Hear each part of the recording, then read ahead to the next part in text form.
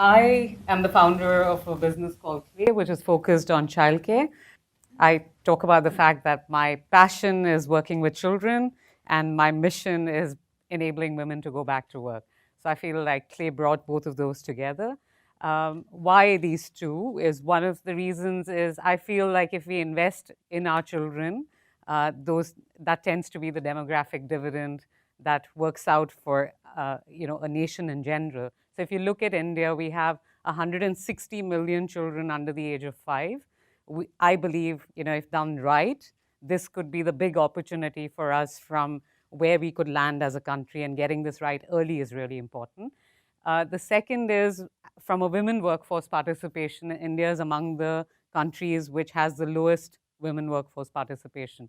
It has 24% women workforce participation. And if you remove if you strip out the unorganized sector, it comes into the middle to high teens. And that just was something that I wanted to work on. So I moved back from the UK and started up a childcare business. The reason why I looked at a childcare business was it is the place where the most fall off for women workforce participation takes place. 3 out of 4 women cite the lack of access to childcare as one of the reasons why they quit. And I think there's a personal story there as well. So the 20-year-old me wanted 3 children and a dog. The 30-year-old me wanted to keep the child and my job, and the 40-year-old me now just persuades other women to say, don't quit, don't quit. You can actually balance the two.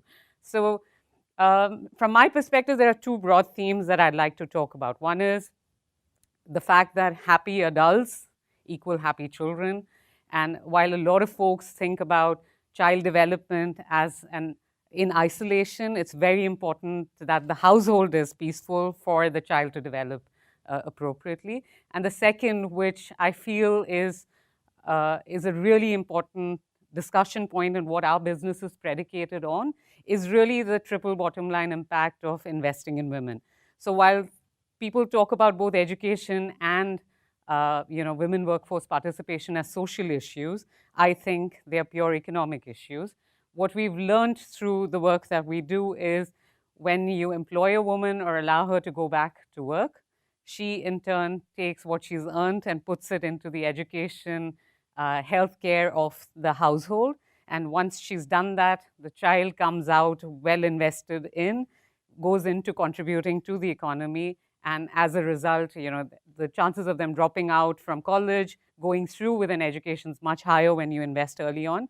So the fact that she's working, she's contributing to the economy, she's investing in the household, and these children go on to become productive employees for the country is something that we feel works out. And I'll give you a couple of examples. When we started out, we believed that 5 minutes is really tough. So we believe that I started off saying, if I was a mom, what would I look for in a childcare? And I think most mothers look for something better, and they will grudgingly settle for equal in a childcare facility. So quality becomes a big parameter for the woman to say, I can go back to work guilt-free.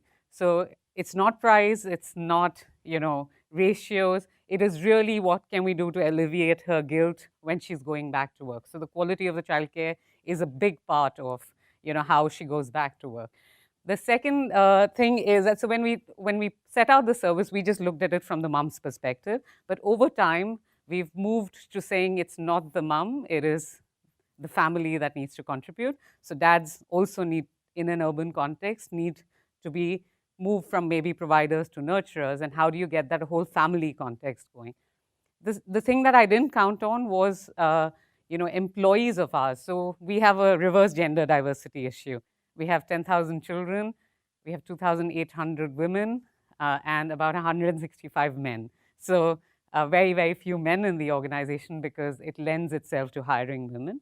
But these women, some of them come from minority backgrounds, and the degree of emancipation we see at the household when this woman's coming in. And it wasn't something that I counted on when I started off the business, but the fact that she is working, then she says, I want my daughter to be educated and go to work, and then and some of the backgrounds, like minority backgrounds that we hire from, those women then commit to saying, my daughter-in-laws will work, my daughters will work, and that becomes a secondary emancipation, which genuinely we didn't count on when we started the business.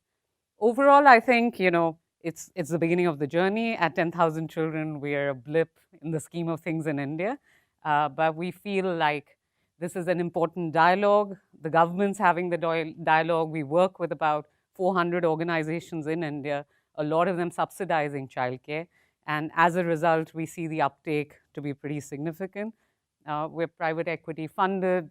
We have 2 funds, but I don't think either one of them looked at us from a gender lens, to be honest. They looked at us as, that the business makes sense. It returns the sort of returns that we look at, and if done right, has positive impact. So I will stop at that because I think I'm fairly out of time and let you go beyond. Thank you.